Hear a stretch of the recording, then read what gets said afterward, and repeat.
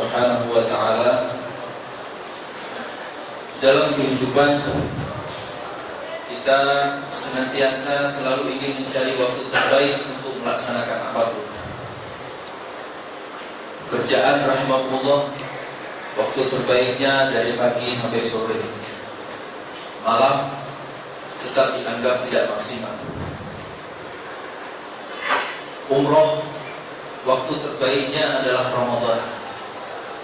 Bermunajat kepada Allah Subhanahu wa ta'ala, berdua bersama Allah Subhanahu wa ta'ala, waktu terbaiknya adalah jika kita terbangun di malam hari. Semuanya rahimakumullah memiliki waktu terbaik. Usia muda adalah waktu terbaik untuk berjuang.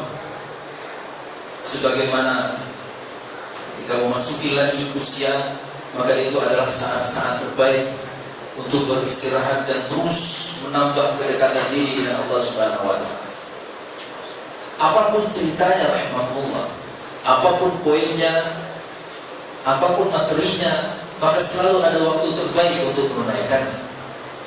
Rahimahullah, jika kita kemudian bertanya, kapan waktu terbaik yang diberikan oleh Allah Subhanahu wa ta'ala untuk menjadi muslim dan mukmin yang sesungguhnya, maka jawabannya adalah Ramadan.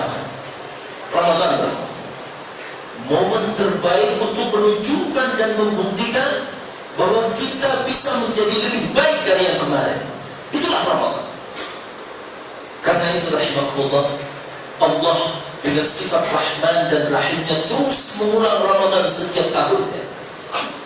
Tidak ada tahun tanpa Ramadan, sebagaimana tidak ada Ramadan tanpa Lailatul Qadar atau Ashrul Awakhir. Karena itu rahmatullah, mari kita melihat kembali apa sesungguhnya yang terlewat dari kita atau yang terluput dari diri kita semua, sehingga Ramadan yang luar biasa mulianya menjadi sangat biasa pada diri dan pandangan kita. Rahmatullah. Yang pertama, Ramadan adalah saat terbaik untuk memperbaiki rohani, jiwa, ruh. Alasannya rahimahullah yang pertama, ketika Ramadan datang, ketika tiba bulan Ramadan, Rasulullah SAW pernah mengatakan, "Sufidat asy-syayatin." Setan-setan semuanya dibelenggu. Tiga. Walaupun ada setan yang kelihatan atau penampakan di dalam bulan Ramadan, maka itu bukan setan yang bertugas untuk menggoda manusia dalam kemaksiatan. Rahmatullah, sufidat asy-syayatin. Kenapa kemudian ketika setan dibelenggu maka Ramadan menjadi bulan terbaik untuk memperbaiki rohani? Karena sesungguhnya rahmatullah, tidak ada satu anak Adam pun yang kemudian terbebas dari godaan setan.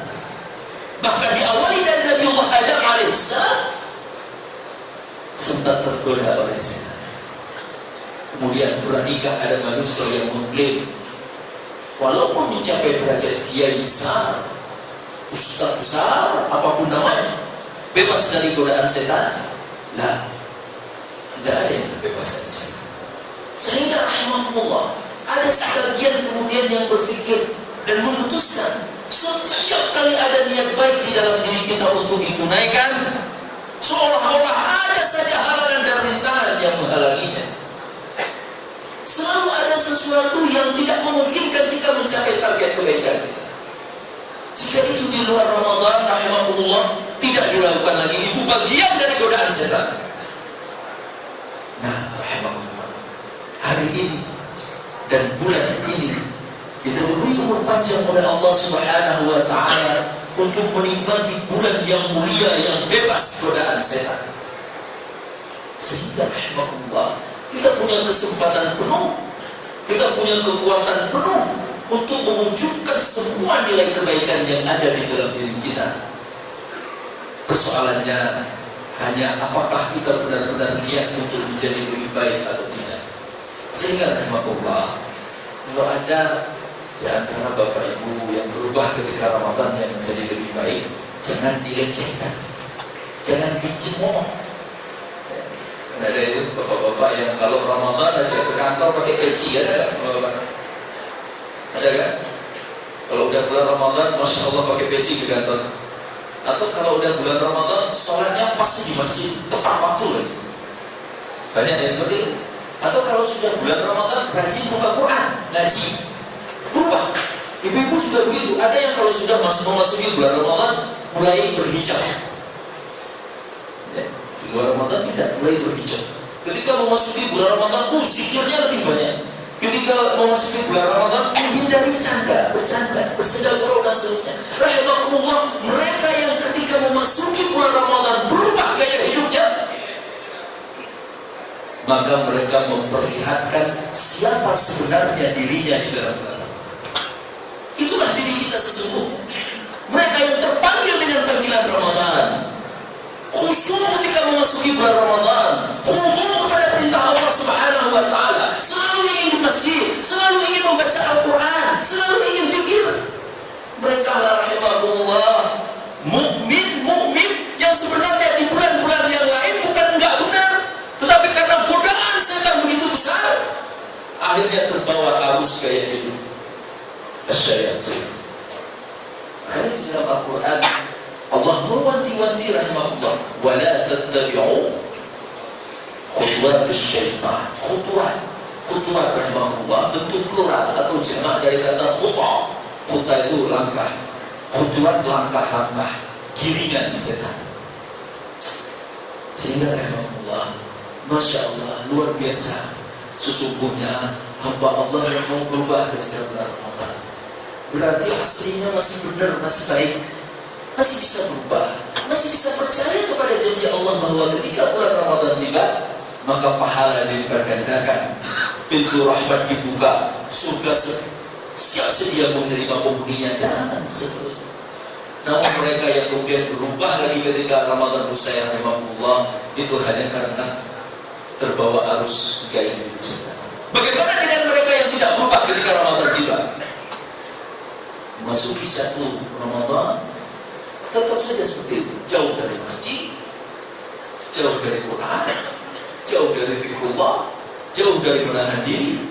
Dan bahkan ada hari ini di antara mukmin muslim yang bahkan di dalam Ramadan pun tidak ingin untuk menahan lapar dan dahaga. Ada apa dengan mereka rahimahullah? Bukankah Rasulullah jujur? Rasulullah tidak mungkin bohong. Ketika Rasulullah SAW mengatakan setan dibelenggu, ya dibelenggu pula setan, tidak perlu ditakwil. Karena begitu punya hadisnya, dan itu hadis sahih. Seandainya sahabat tidak paham, mereka akan bertanya. Seandainya yang dimaksudkan selain itu, Rasulullah pasti akan menjelaskan.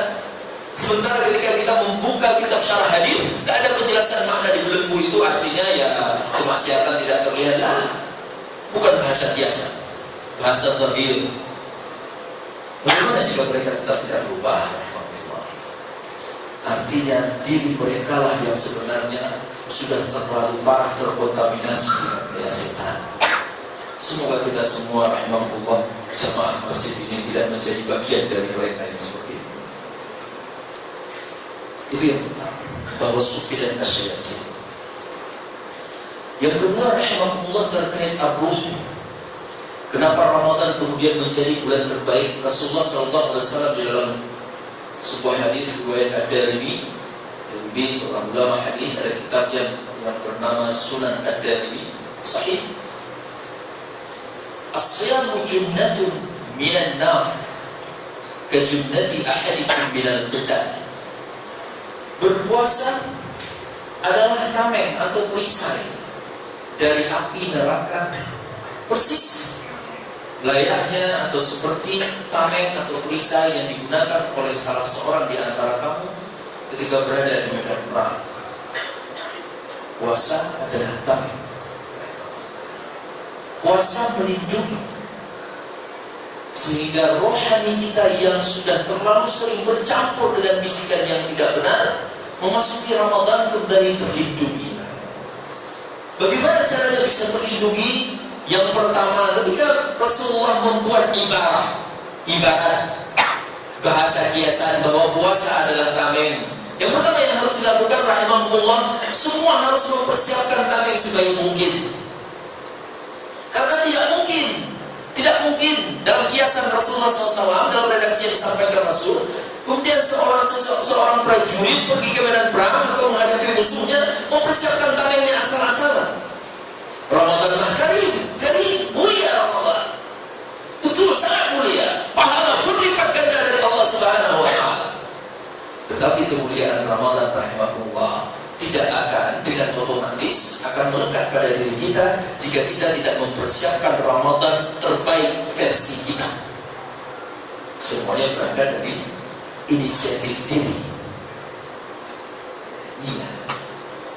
Mau diapakan Ramadan ini?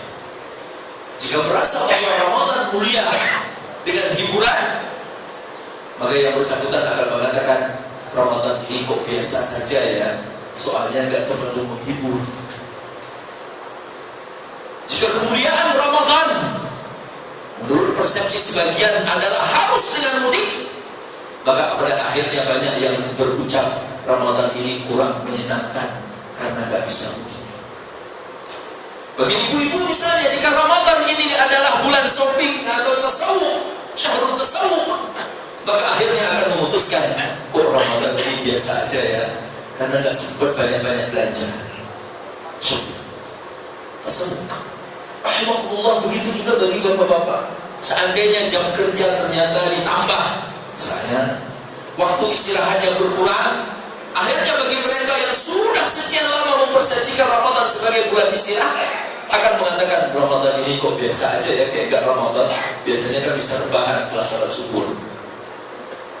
Alhamdulillah, Ramadan betul mulia, syahrul karim, syahrul mubarak, bulan yang diberkati. Mubarak artinya rahimahullah az-ziyadatu 'ala al-khairat, kebaikan yang berlipat ganda.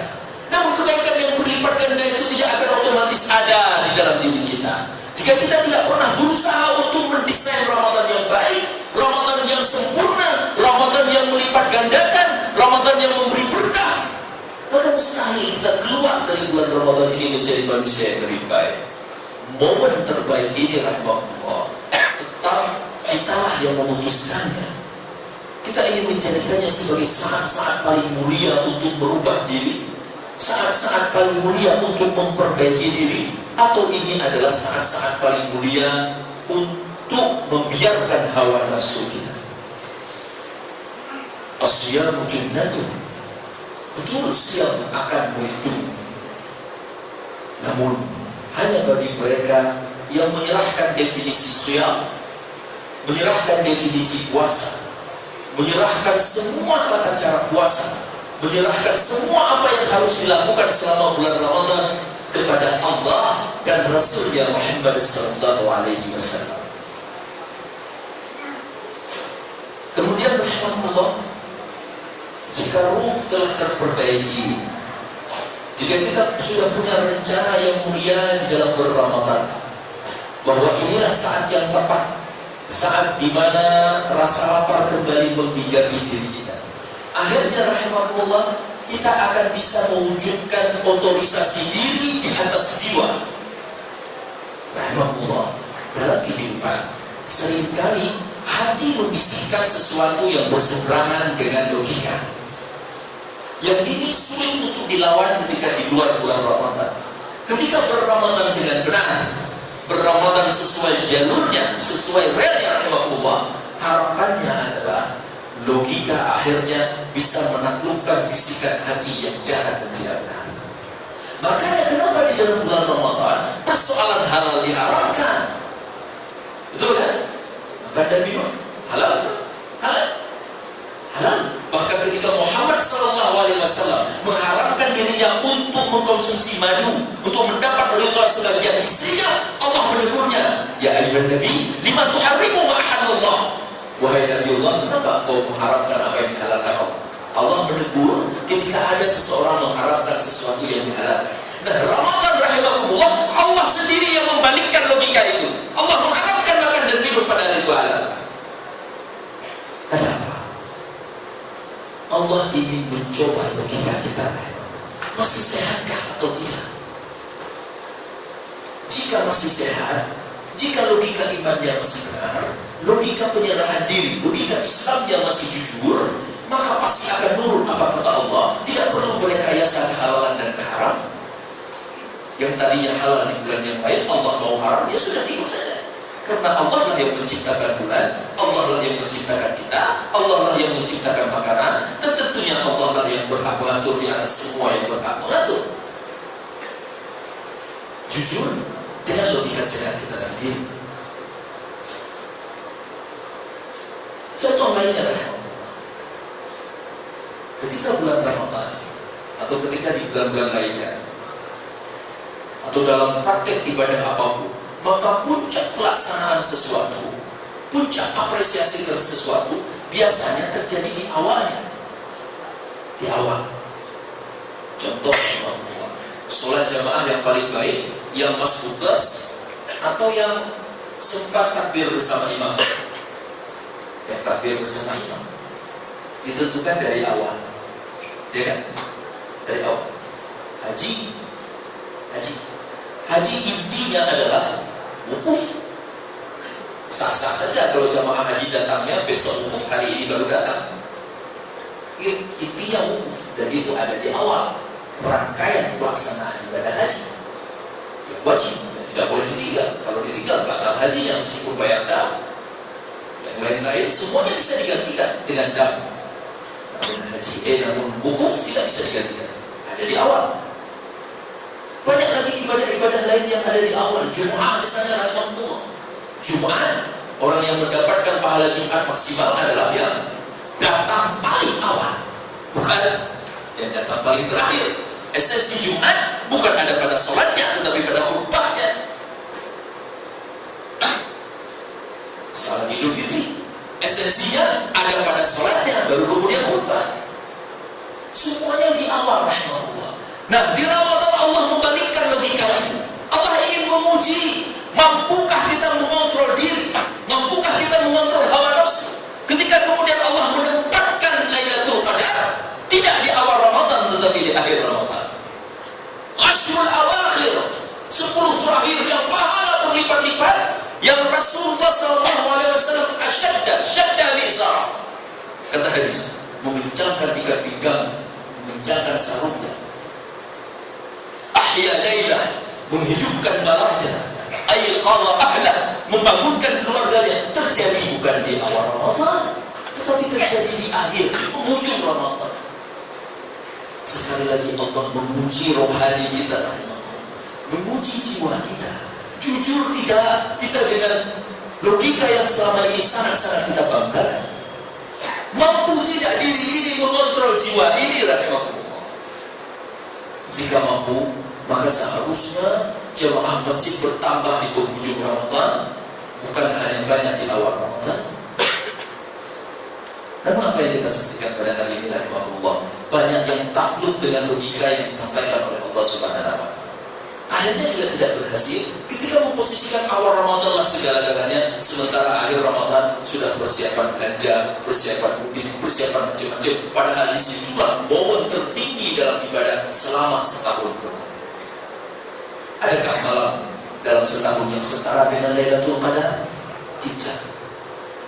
Tidak ada. Begitu yakinkah kita akan hidup sepanjang masa sampai kemudian sempat berLailatul Qadar? Belum tentu. Umur kita ada di tangan Allah Subhanahu wa Ta'ala. Yang kedua, setelah Ramadan menyehatkan jiwa, Ramadan memberikan kesempatan yang mulia, yang luar biasa untuk memperbaiki diri rohani, maka Ramadan juga akan pasti memperbaiki jasmani. Pasti. Aspek fisik kita juga akan terkoreksi, rahimahullah, selama menunaikan ibadah Ramadan. Sederhananya juga kita gunakan dari Al-Quran. Ketika Allah Subhanahu wa Ta'ala berfirman, wa kulu washrabu wa la tusrifu innahu la yuhibbul musrifin. Makan dan minumlah dan jangan berlebih-lebihan, sesungguhnya Allah tidak menyukai orang berlebih-lebihan. Rahimakumullah.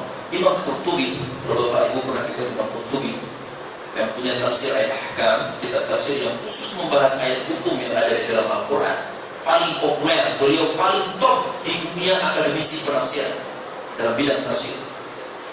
Hidup pada abad ke-8 Hijriah. Beliau mengatakan, jika ada kemudian umat Islam yang mengatakan bahwa berlebih-lebihan itu tidak berdosa, maka inilah dalilnya. Wala tusrifu, larang. Sehingga beliau mengatakan rahimahullah, beliau menyimpulkan bahwa wala tusrifu adalah ayat pertama dan ayat yang paling penting di dalam Al-Quran untuk menjelaskan bagaimana umat Islam menjaga kesehatannya. Karena semuanya berangkat dari sikap israf, berlebih-lebihan. Sehingga beberapa ulama kemudian memutuskan ketika seseorang memiliki pengetahuan bahwa jika mengkonsumsi makanan tertentu secara berlebihan akan berdampak pada menurunnya kualitas kesehatan dan dia tetap melakukannya, maka dia berdosa di hadapan Allah Subhanahu wa taala. Masya Allah, Ramadan ternyata didesain oleh Allah untuk bagaimana kita bisa mengontrol diri. Namun kita baca rahimahullah, sayangnya banyak yang siangnya mengontrol diri karena memang tak boleh makan dan minum, tetapi berbuka dengan seenaknya. Bagi mereka Ramadan adalah syahrul ta'am, bulan makan-makan. Sehingga muncul persepsi, kalau buka puasanya biasa aja, Ramadan tahun ini gak berarti. Muncul persepsi, masa buka puasa cuma dengan 1 porsi, berarti Ramadan ini kok gak terasa kayak Ramadan ya? Banyak yang seperti itu rahimahullah. Padahal seharusnya Ramadan adalah mendidik kita, membiasakan diri kita untuk tidak israf, tidak israf. Harus punya keberanian untuk mengoreksi hal ini rahimahullah. Karena Islam bukan agama wacana, dicamai tiap hari, ditausiah tiap hari, diteorikan, tetapi kemudian tidak mampu untuk diaplikasikan. Islam bukan agama seperti itu. Kalau kembali kita jujur-jujur rahimahullah dengan sejarah perjalanan umat Islam, kita baca sejarah Rasulullah SAW. Pernah ada gak ayat atau hadis berbukalah dengan sesuatu yang paling nikmat? Ada? Tidak ada. Berbukalah dengan porsi yang berlimpah? Tidak ada. Kalau kita lihat perilaku atau gaya berbuka Rasulullah SAW bersama sahabatnya biasa saja. Hanya pada zaman Rasul dan sahabatnya saja ternyata 3. Zaman khilafah Umayyah, Abbasiyah, sejarah tentang pelaksanaan Ramadan pada mereka juga biasa-biasa saja. Namun hari ini ternyata gaya berbuka yang berlebihan tidak hanya milik umat tertentu atau bangsa tertentu. Jamaah, nyaris seluruh dunia berbuka dengan cara berlebihan. Rahimahullah, jika Islam adalah agama milik Allah, jika Ramadan mulia karena Allah, karena Muhammad SAW, kenapa kemudian kita menggeser nilai kemuliaan itu dengan standar yang kita buat sendiri? Wakulu wasyrab walatus. Demikianlah rahmatullah yang bisa disampaikan pada hari ini. Semoga ada manfaatnya bagi kita bersama. Yang pertama, harus ada keyakinan kuat bahwa Ramadan harus bisa berubah diri. Ramadan harus bisa berubah dari yang sebelumnya biasa-biasa saja menjadi lebih baik. Kalau sebelumnya merasa sudah sangat baik, maka akan lebih baik lagi. Harus begitu kan? Kemudian yang kedua, bahwa fisik harus dijaga rahimahullah. Al-mu'minul qawi ahabbu min Allah min al-mu'min ad-da'if. Mukmin yang kuat tetap lebih dicintai oleh Allah Subhanahu wa taala dibandingkan mukmin yang dhaif. Bahkan Umar rahimahullah, Umar tokoh sahabat yang dekat sekali dengan Rasul, beliau tidak senang melihat ada hamba Allahnya yang berjalan letoy rahimahullah. Jadi pada zaman Umar itu ada hamba Allah yang jalan diluruskan oleh Umar. Atau ada yang sholatnya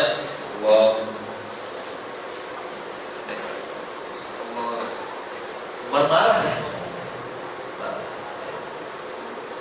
Islam adalah agama yang kuat, bukan juga mempertontonkan kekuatan lah.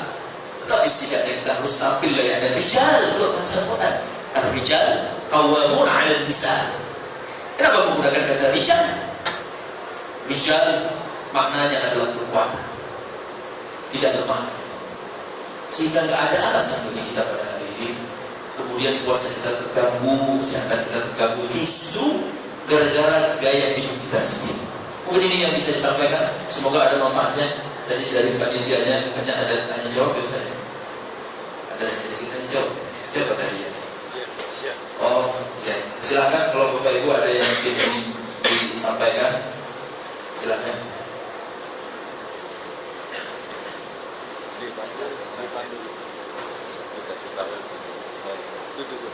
Ya, silakan.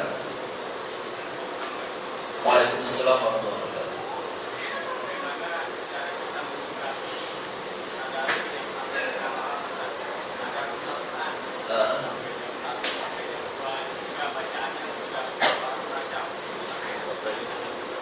Iya. Tapi pertanyaannya saya ulang biar semuanya bisa mendengar. Pertanyaannya adalah bagaimana menyikapi tadarus yang dilakukan di banyak masjid yang biasanya sampai tengah-tengah malam, tapi ternyata yang ngajinya nggak bisa tahsin dengan baik atau tajwid dengan baik. Kalau pertanyaannya menyikapi seolah-olah memiliki wewenang untuk meluruskan itu Pak ya, gitu kan? Artinya kita ingin agar tadarus itu lebih baik. Mungkin berangkat dari boleh tidak tadarus sampai tengah malam. Jangankan tengah malam 24 jam juga boleh.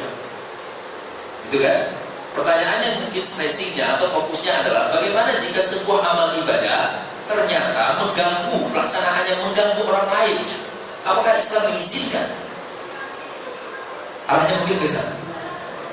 Islam tidak pernah mengizinkan amal ibadah yang mengganggu orang lain. Enggak. Coba perhatikan. Pelaksanaannya Idul Fitri. Boleh tidak gara-gara Idul Fitri kemudian semua orang nggak boleh bekerja? Enggak. Boleh tidak gara-gara Idul Fitri ada jalan yang ditutup 24 jam? Enggak boleh.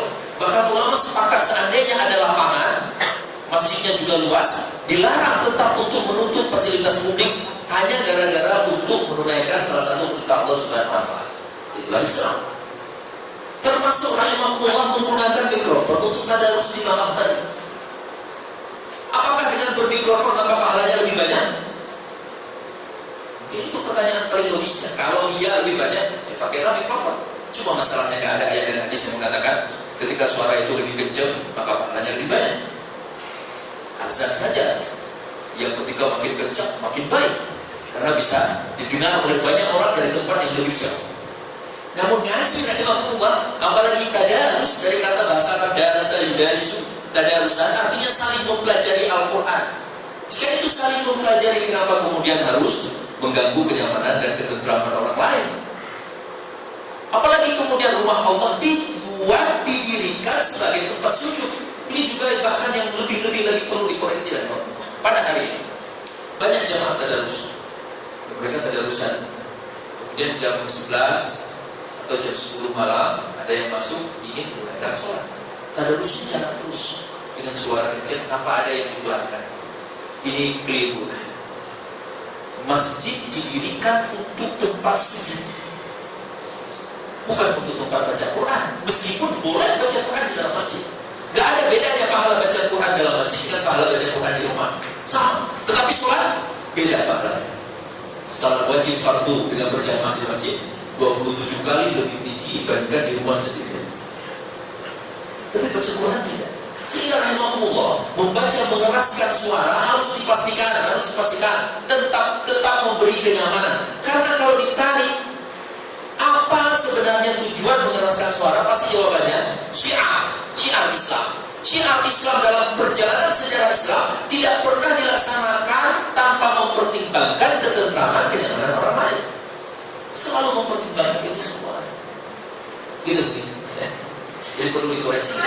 Bukan hanya karena bacaannya nggak rapi, tapi bagaimana jika ada yang ingin beristirahat? Apakah ketika bulan Ramadan diwajibkan untuk begadang? Enggak. Perlu dikoreksi bahwa itu tetap memberi kenyamanan, bahwa tujuan utama dari tadarus bisa tercapai, yaitu saling belajar Al-Quran, saling meluruskan cara bacanya, saling memahami maknanya. Baik. Yang lain mungkin masih ada 5 menit. Silakan.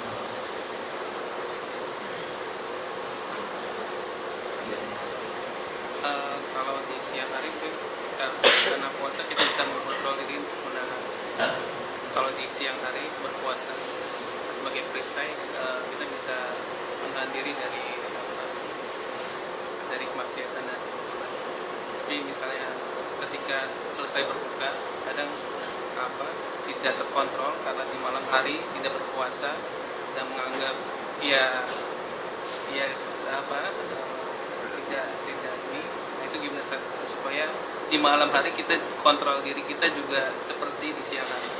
Baik, pertanyaannya adalah tadi disampaikan bahwa berpuasa itu adalah perisai yang akan bisa melindungi kita dari segala jenis kemaksiatan, segala jenis pelanggaran kepada Allah Subhanahu wa taala. Itu mungkin lebih mudah untuk dijalankan ketika di siang hari, karena memang kita sedang dalam kondisi berpuasa. Bagaimana di malam harinya? Adakah instrumen dari Allah Subhanahu wa taala yang memudahkan kita untuk tetap menjadikan Ramadan sebagai perisai? Banyak, tinggal kita saja mau enggak.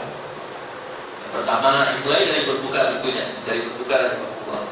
Berbuka itu biasanya perisainya udah berantakan, hancur perisainya. Biasanya satu porsi, kalau makan siang kan paling minumnya 1 gelas, buka puasa minumnya 4, berarti 4 porsi.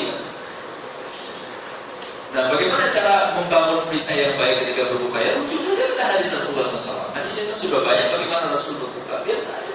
Rasul berbuka sesuai dengan apa yang ada di rumahnya. Gak pernah gara-gara karena hari ini akan berbuka, maka Aisyah radhiyallahu anha dari siang udah gak keluar rumah lagi mempersiapkan makanan untuk berbuka di sore hari. Gak ada hadisnya yang begitu. Aisyah keluar aja. Ntar pas berbuka ada makanan apa ya kita berbuka. Kalau hari ini kan mungkin sebetulnya kita kan bukan nabi, pasti ada yang ngomong gitu. Kita kan bukan sahabat. Iyalah kita lebih nikmat, tapi kan gak perlu berlebihan yang Allah. Stresinya pada apa? Stresinya pada berbuka tepat waktu, secepat mungkin, segera. Allahu Akbar, segera berbuka. Tidak ditunda-tunda. Ya, itu mungkin. Jadi ini harus dikomunikasikan. Kalau bagi bapak-bapak yang mungkin masih berbuka di rumahnya, masih sempat di rumahnya, harus dikomunikasikan dengan pasangan hidupnya dan keluarganya. Karena hal ini tidak mudah diterima. Semuanya pasti akan nolak. Gimana sih namanya berpuasa? Ya boleh dong menikmati berbuka. Silahkan menikmati berbuka, tetapi kenapa tidak merujuk kepada ketentuan Rasulullah SAW? Karena dampaknya banyak kan? Israf ketika berbuka, maka memperlambat gerak kita dalam menunaikan sholat. Bahkan ada yang lebih parah, tidak mengantarkannya menuju masjid karena keberatan macam-macam. Jadi diawali dari situ lah. Instrumen berikutnya, Allah Subhanahu wa taala menghadirkan anugerah tarawih di dalam bulan Ramadan. Harus punya tekad dari Allah. Makanya kenapa evaluasi itu penting? Sesungguhnya evaluasi kan bukan eksklusif milik umat Islam saja, milik semua umat dan milik semua jenis pekerjaan profesi. Semua harus ada evaluasi. Ketika kita berani mengevaluasi cara kita berRamadan pada tahun yang lalu, mungkin instrumen tarawih tidak termanfaatkan dengan baik, maka kembali manfaatkan dengan baik pada tahun ini. Cari masjid yang imamnya paling lama, jangan yang paling cepat. Ini kan, dan namanya juga salat tarawih. Ya, dulu bapak-bapak lagi saya masih kuliah di samping Al-Azhar itu kan ada masjidnya, itu Masjid Al-Azhar. Sana tarawihnya 8 rakaat plus witir, 2 rakaat. 2 rakaatnya setengah jam. Setelah itu setengah jam berikutnya diisi dengan imam menjelaskan apa yang dibacanya pada saat sholat tadi, sholat sebelumnya. Begitu seterusnya. Kira-kira selesai berapa lama ya? 4 jam ya? 4 jam selesai. Nikmat. Bagaimana kunci agar tarawih itu nikmat meskipun lama? Sederhana. Jangan pernah menghitung jumlah rakaat kecuali yang bertugas sebagai imam. Iya, benar, saya jujur dulu saya juga orang biasa kok. Saya karena dulu itu di belakang lagi masih SMP, saya hitung gitu. 1 lah, tidak lagi Allah masih 11 lagi di depannya. Lama jadi kayak itu. Enggak nikmat. Kalau imam aja yang hitung, biarin aja imam begitu. Kalau saya kita sholat aja, ikut aja imam, nikmati aja imam baca lama, udah nikmati aja. Itu akan terasa lebih cepat. Karena persoalannya perasaan sesungguhnya, fisik mah kuat. Coba kalau lagi jalan-jalan kuat, gak lama-lama jalan yang muter-muter di mall dari pagi sampai sore gak terasa juga. Padahal jalan berapa ratus kilometer. Kenapa kalau sholat cuma diminta berdiri itu juga gak lama-lama? Paling berdirinya 15 menit, terus duduk, rukuk, sujud, dan sebagainya, berdiri lagi 15 menit mah gak lama. Kalau lagi ngantri ke bank atau kemana lebih 15 menit kayaknya berdirinya. Ternyata kuat-kuat aja persoalan ya. Jadi di antara triknya jangan menghitung jumlah rakaat. Tarawih instrumen berikutnya qiyamul lail. Ada qiyamul lail dalam Ramadan. Salat malam. Ini juga bisa jadi perisai. Malam kan biasanya ada yang kegiatannya tengah malam. Ketika Ramadan dia nggak kerja tengah malam. Kenapa? Di Ramadan disuruh untuk ngaji Al-Quran, diminta untuk qiyamul lail. Dan rahimahullah Ramadan tidak bisa dipisahkan dengan Ramadan. Kita merindukan umat suatu bangsa di mana mereka ketika Ramadan tiba selalu bersama Al-Quran. Syahrul Ramadan alladzi unzila fil Qur'an dan linnas bayyinatin minal huda wal furqan. Ini ada salat malam di mana? Kenapa? Setelah Idul Fitri. Ini pertanyaan fikih. Ya, pertanyaan fikih. Tapi nanti kalau bapak-bapak ustadz yang lain menjawab yang berbeda, ya sudah, silahkan dipilih yang mana. Sepengetahuan saya, salat witir itu hanya dilaksanakan sekali saja dalam semalam. Jadi kalau bapak-bapak salat tarawih, biasanya kan imam langsung dilanjutkan dengan witir. Kalau bapak-bapak sudah salat witir, setelah itu tengah malam terbangun ingin salat sunnah, boleh salat sunnahnya? Nggak boleh witir hijab salat sunnah. Salat sunnah, lakukan salat sunnah. Setelah itu perlu witir lagi, nggak usah, karena tadi sudah witir. Namun rahimahullah, ulama fikih mengatakan, sebatas yang saya tahu, jika memang kita dari awal malam, dari awal tarawih sudah niat nanti malam tetap mau sholat lagi, maka jangan ikut witir bersama imam. Kalau memang dari awal sudah memang niat akan sholat malam lagi. Tapi kalau masih mugab-gab, kita sholat nggak ya? Terlihat dulu deh kalau nggak ngantuk. Nah kalau masih mugab-gab, berarti salat witir aja. Kalau ternyata nggak terbangun, ya kan udah witir. Nah mungkin seperti itu kan. Ya. Sekarang kan banyak menulis. Hah? Menulis. Adanya syiar Islam di depan. Tapi pada waktu maghrib banyak anggota-anggotanya yang sibuk menyapa dan lain sebagainya. Bahkan sampai waktu kita Isya ada kajian juga yang mulainya maghrib sampai Isyanya itu lewat. Ada sendiri masuk pagi dan ada tegur. Inilah ulama utama gini. Saya katakan ada yang melakukan sholat dari itu pasti ada yang makan aja kata Rasulullah habis selesai sama kakek malam Iya memang dari pertanyaan itu tentang kesibukan ya, kesibukan yang menghiasi para jamaah di masjid-masjid tertentu ketika menjelang saat berbuka dan menjelang pelaksanaan sholat isya berjamaah berikut tarawih. Rahimahullah, ya memang harus bisa dipisahkan mana yang pokok dengan mana yang tambahan-tambahan. Ya. Jadi pokoknya yang menjadi inti adalah pelaksanaan maghrib dan isya secara berjamaah. Ya. Nggak ada toleran. Ya. Atau dalam bahasa bapak-bapak mungkin zero toleran. Ya. Untuk agar orang silahkan bersibuk dia dan tidak mesti mengerjakan sholat secara berjamaah. Allahumma illa kecuali mereka yang bertugas sebagai keamanan, itu boleh. Dalam negara Islam itu kan kalau bapak-bapak yang bertugas sebagai pengamanan itu nggak mesti harus sholat berjamaah semua karena bisa kacau nantinya. Jadi hanya untuk profesi-profesi yang benar-benar tidak bisa ditinggalkan, itu saja. Yang lain mah harusnya didesain agar itu bisa ditunaikan secara berjamaah. Gitu. Baik, mohon maaf, saya mengambil waktu bapak-bapak 3 menit. Semoga ada manfaatnya bagi kita bersama. Semoga Allah Subhanahu wa taala memampukan kita, memberikan kita taufik dan anugerahnya agar kita lebih kuat berRamadan dengan baik, berRamadan dengan gaya Allah dan Muhammad sallallahu alaihi wasallam.